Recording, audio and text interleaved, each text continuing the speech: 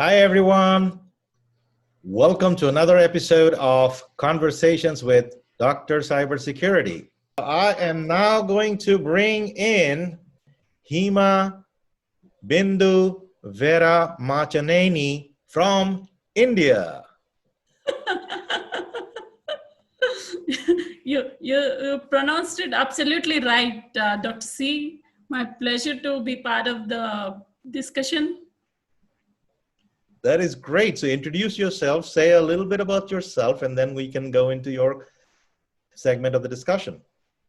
Sure. I'm passionate about the cybersecurity and call myself a security evangelist with 17 plus years of experience in the industry. I started my career as a developer and then played multiple roles like technical lead, technical architect, and senior software engineer, and then program manager, product owner, and then senior engineering manager. In an MNC now, leading security and digital forensics and e-discovery. Apart from this, I'm very passionate, extremely passionate on sharing the knowledge and giving back to community through my writing, speaking engagements, and recently we started Cybersci initiation, where we like-minded people like you all over the world, we are part of this initiation to empower, motivate, and get more professionals into cybersecurity, cyber law, cyber psychology. So I'm also passionate about getting more women, which is very rare in the security domain. That's all about me. That is wonderful. So as you also saw probably in the previous discussions, part of the problem that I think we have where we're having this issue of not enough women and all that is because people still don't understand that cybersecurity is the modern business world. I think that once people start to make that transition, this will start to change because I have never had that kind of an issue. My programs have had a significant number of women and all that. Not that I was consciously trying to recruit and all that, but people saw that we were going to accept anybody from any discipline. So my programs have always accepted anybody from any discipline. There's a lot of my students used to come from business, social sciences, and all that, because I have always felt that this field is for everybody. So as soon as we start making that discussion and training, so it's great that you're doing that training and the evangelizing and educating people, because that is critical. It will help you, it will help the industry, and that's exactly why I keep doing what I'm doing also. Thank you. That's how we met, right? The like-minded people. Yeah. So I think it's God's choice that we met, and I think we can collaborate and do wonders in the future. Absolutely. This is the first step. That's what I feel. I'm very happy and glad to have this conversation with you, Dr. C. Great. Dr. C. Oh, that's a new one for me.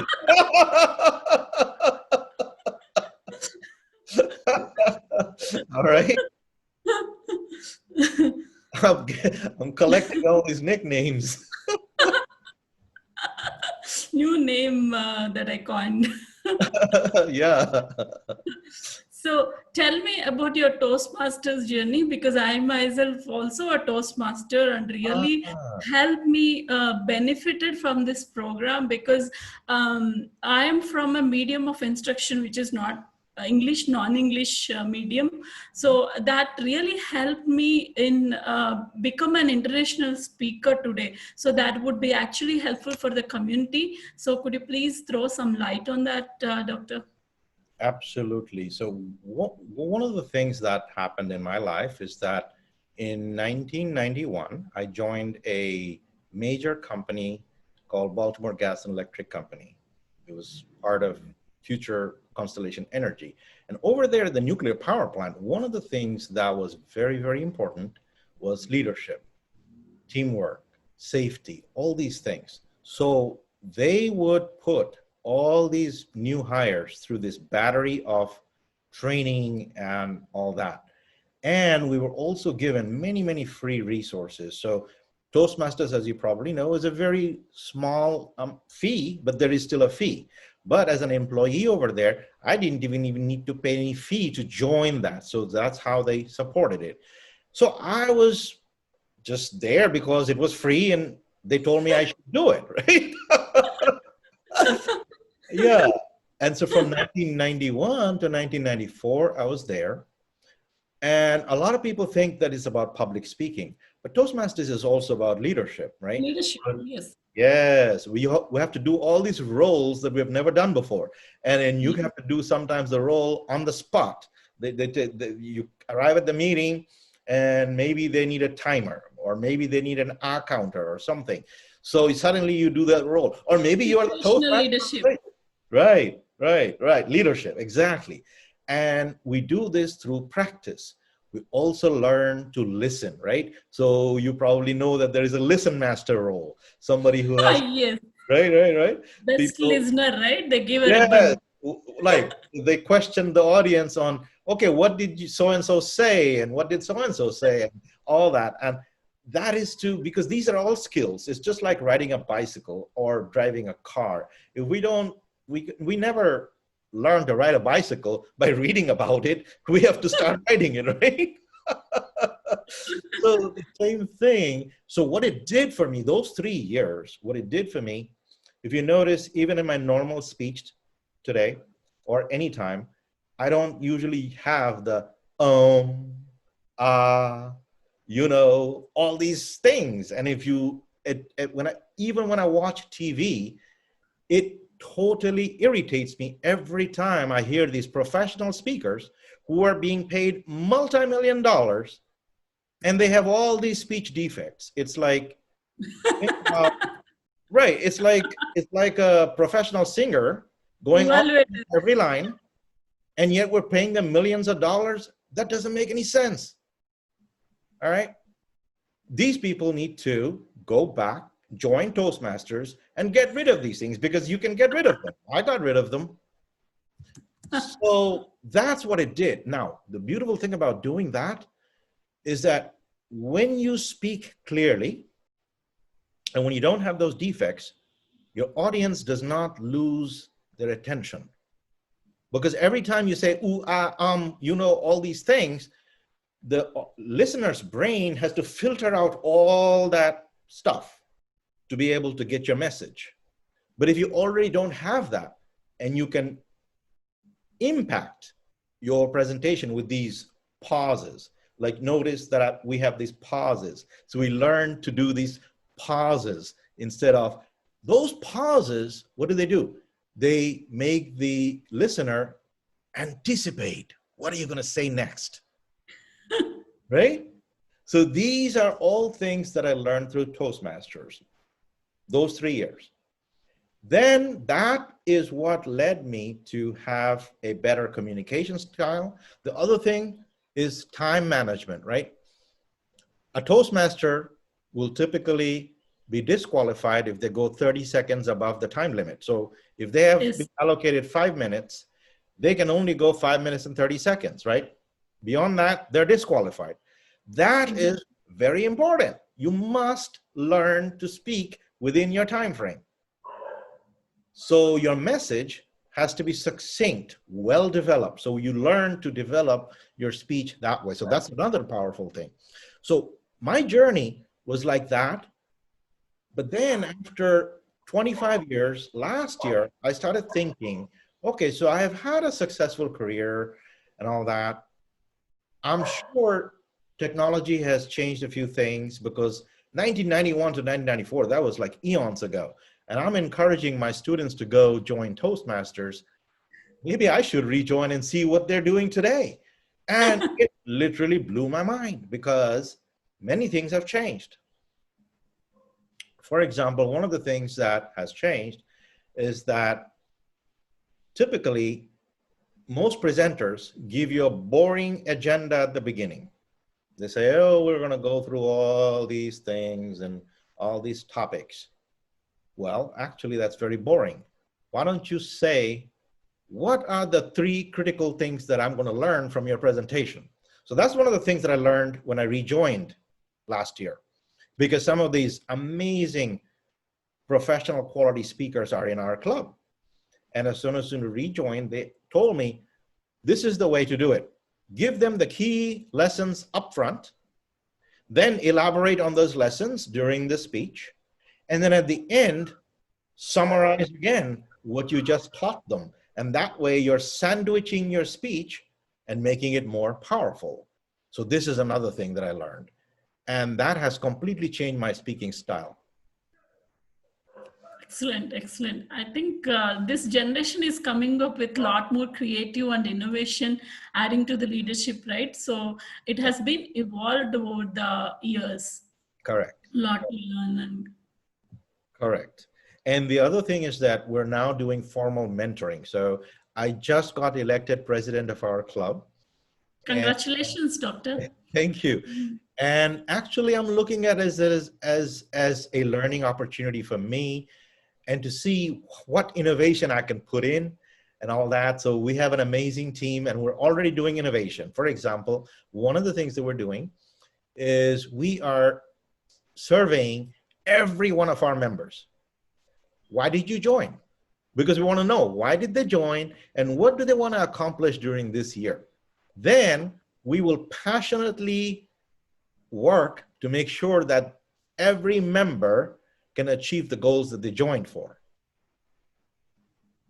Yes, true. Because maybe they want to do 5 speeches. Okay, we will assign a mentor to you to help you create those 5 speeches. And we feel like having that formal mentoring is going to expedite somebody's progress. So that's another thing we're doing. Good. Good to hear. Yeah. What else? Very interesting and motivating. So one funny question. Yeah.